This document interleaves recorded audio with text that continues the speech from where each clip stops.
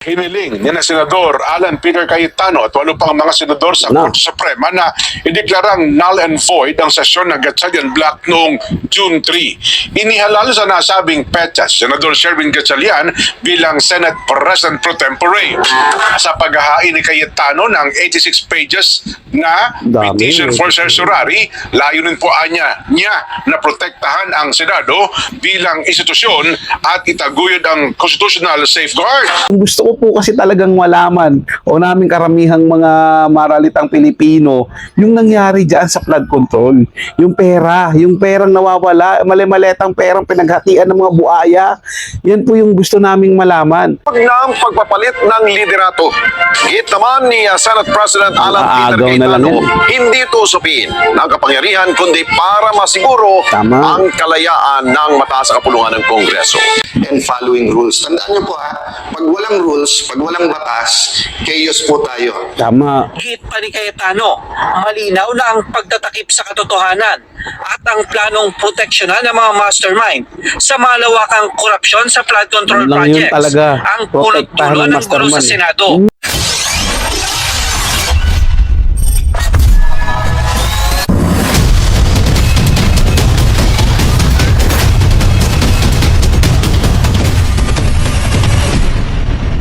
So yun ang mga insan, reaction insan po muling nagbabalik at syempre mga insan, huwag niyo sana kalimutan na mag-subscribe dito sa ating channel at i-hit ang notification bell para lagi po kayong updated sa mga video na inilalabas po natin. Araw-araw po tayo merong upload mga insan, abangan po yan. Huwag po kayo matakot mag-subscribe, libre lang naman po yan. At syempre, bisitahin din po ang ating Facebook page at TikTok. Dumadami po tayo dyan ha. Maraming salamat po sa inyong pagtitiwala kay Reaction Insan. At syempre, maraming salamat din po sa mga patuloy na nanonood dito sa ating channel. So, gawa natin ng reaction video.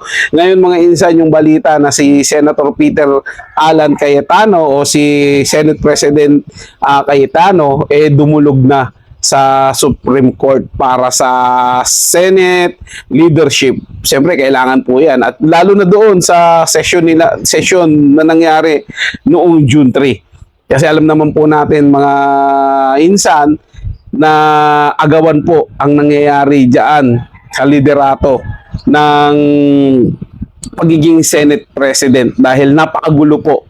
Meron pong Gatchalian Block, meron pong Cayetano Block. Pero ang pagkakaalam ko po at pagkakaintindi ko sa batas at sa rule diyan sa Senate, mas legitimate po o lehitimo yung Cayetano Block kaysa doon sa Gatchalian Block. Kasi doon sa kanila, walang quorum po yun, wala pong session na dapat mangyari dahil kulang po sila, 12 lang sila. So dapat maging 13 bago po magkaroon ng quorum, bago po magkaroon ng session. Kaya ito yung nilalapit sa Supreme Court. Siyempre, hiwalay po yan ng institusyon ng ating bansa at hindi yan kontrolado dapat ng pamahalaan ng gobyernong ito. Kasi halos lahat kontrolado na. Even ombudsman, mga insan, kontrolado na rin. Parang ano na yan parang pinaghandaan na talaga nila yan. Wala na silang kawala sa atin na lahat to. Ang problema, meron pang isang natitirang institusyon na hindi nila pwedeng panghawakan. Yan nga po yung Supreme Court. Yan muna po tayo kakapit mga insan. Syempre, wala po tayo talagang magagawa dahil nasa kanila po ang kapangyarihan. So, nakakapagtaka lang kasi mga insan, hindi ko maintindihan. Lagi nilang sinasabi na hindi totoo yung sinasabi ng 18 Marines about sa pagdi-deliver ng pera, pero wala rin naman silang nilalabas kung alin yung katotohanan. Bagkus pinagtatakpan nila yung issue dyan sa flood control. Yun po yung ginagawa nila. Wala silang nilalabas, nagtatakip lang sila. So paano nyo makukumbinsi yung taong bayan kung ganyan yung ginagawa nyo? Dapat hayaan nyo yung investigasyon na magtuloy-tuloy para mas maungkat at maalaman natin yung buong katotohanan. Ngayon, taong bayan o mismong korte ang magsabi kung yung testigo ba o yung mga ebidensya at testigo nila na nilumutang dyan sa hearing, nagsasabi ng totoo at credible ba o matibay ba yung mga ebidensyang inilalabas nila. So, ito mga insan, panoorin na po natin to at simulan na natin ang ating reaction video.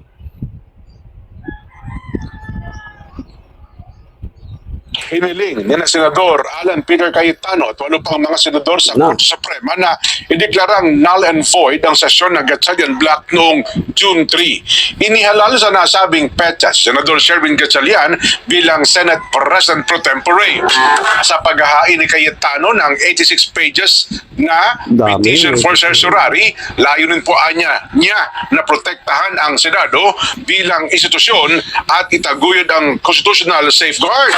Tama. Kasama ni Cayetano sa nasabing petisyon ng mga senador na sina Loren Ligarda, Pia Cayetano, Chingoy Estrada, Bongo, Rodante Marcoleta, Amy Marcos, Robin Padilla at Camille Villar.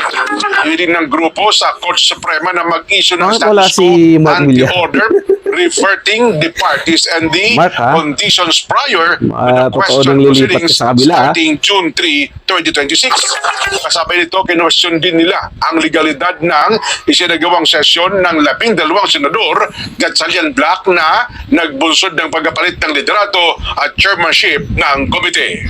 Pinaglalaban namin hindi power, hindi position. Tama. Prinsipyo. So, kung 13 na sa kanila, congratulations. We know how you got it sa pananakot, panunuhol, Tama. sasabihin, ikukulong. But sabi namin na anytime na 13 kayo na mamuno. Pero hindi magbabago principle namin. Kaya ang tanong ko, kung makukuha nyo yung 13, buburahin na naman natin yung flood control or front and center natin to.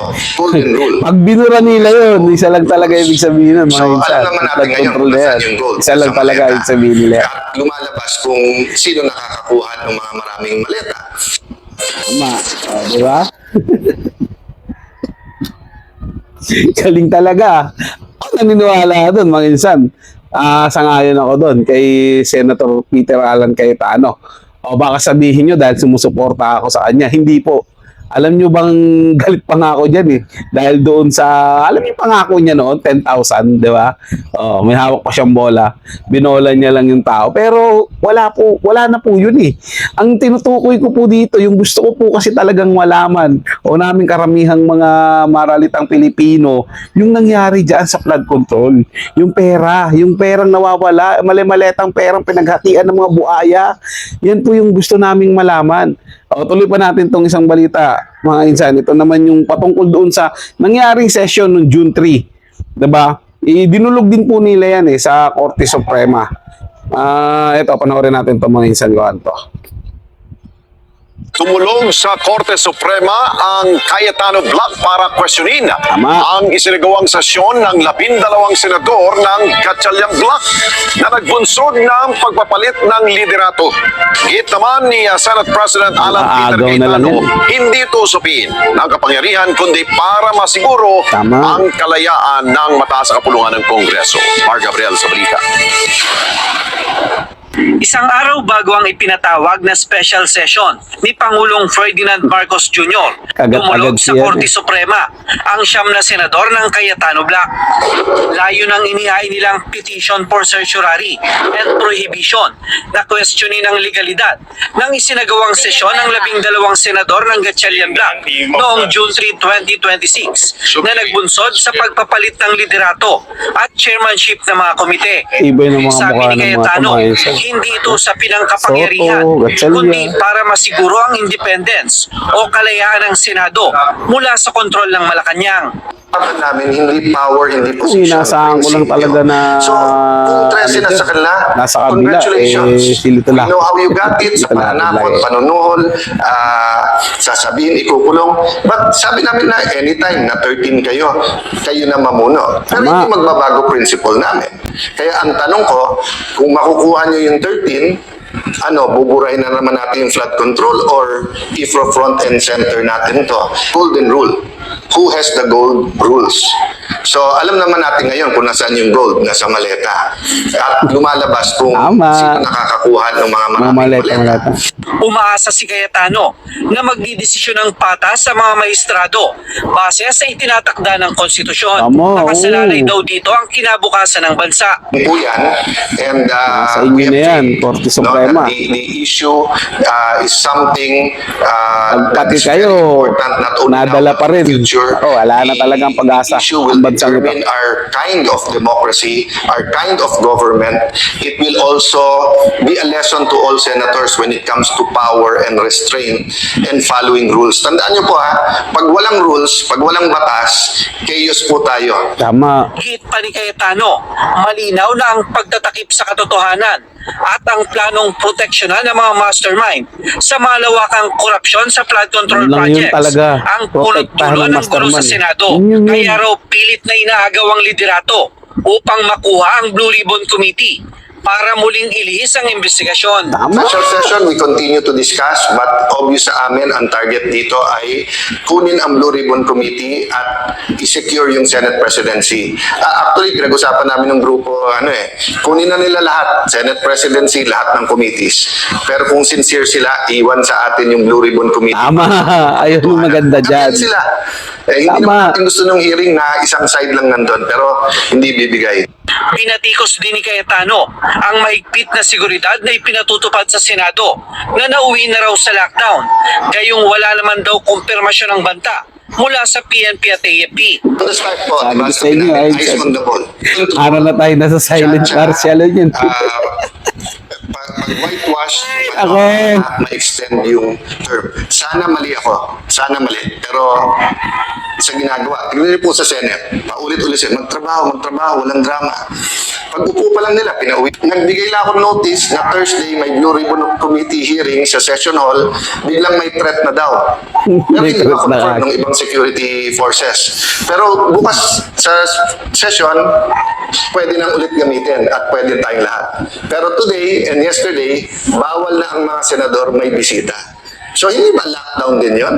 Paulit-ulit sila, bantayan daw ako, baka daw padlockin ko yung Senado. Basically, pinadlock na nila Di ba? Na sila na nagde-determine sinong pwedeng pumasok o hindi. Tama. Ngayong hapon, nagsagawa ng coordination meeting ang USAA, PNP, LGU at iba pang law enforcement agency para tiyakin ang seguridad ng Senado sa harap ng umano'y banta at ang seguridad para sa nalalapit na impeachment trial. Maya't mayari ng paniling ng EOD-K9 group sa buong gusali kasama na ang opisina ng media.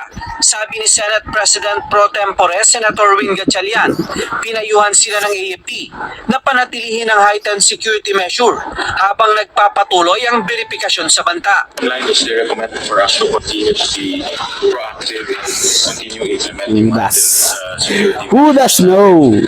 Humingi kami ng Who does knows? support sa kanila sa bibigay ng intelligence information dahil sa aming trabaho kasi is Last mo na yan. para maging safe ang mga empleyado, safe kayo lahat.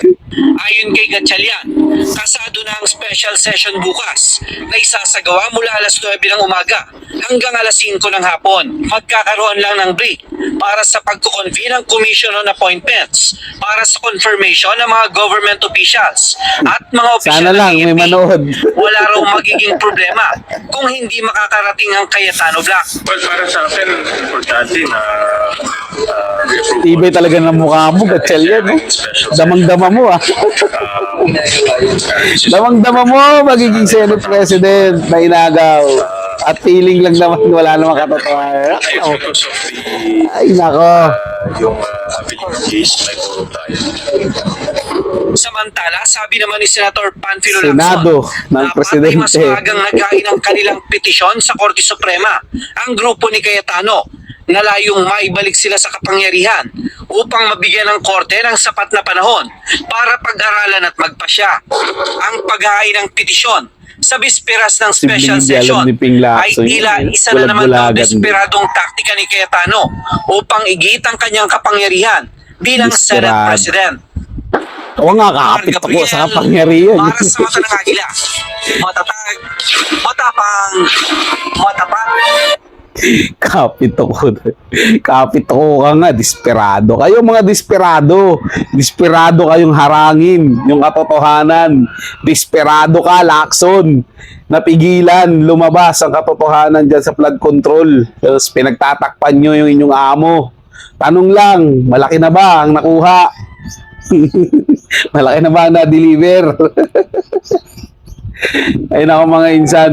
Yung dating hinahangaan ko at dati kong binoto dahil sa tingin ko ilalaban nila yung tama para sila sa mga ordinaryong Pilipino at maralitang Pilipino, maralitang manggagawa. Ngayon, sila pa yung isa sa mga protektor, sa mga nagpapahirap sa mga ordinaryong Pilipino, sa mga maralitang manggagawa. Nakakalungkot isipin mga insan na nawala para sa akin yung dignidad nila. Nawala yung kanilang pagmamahal para sa inang bayan.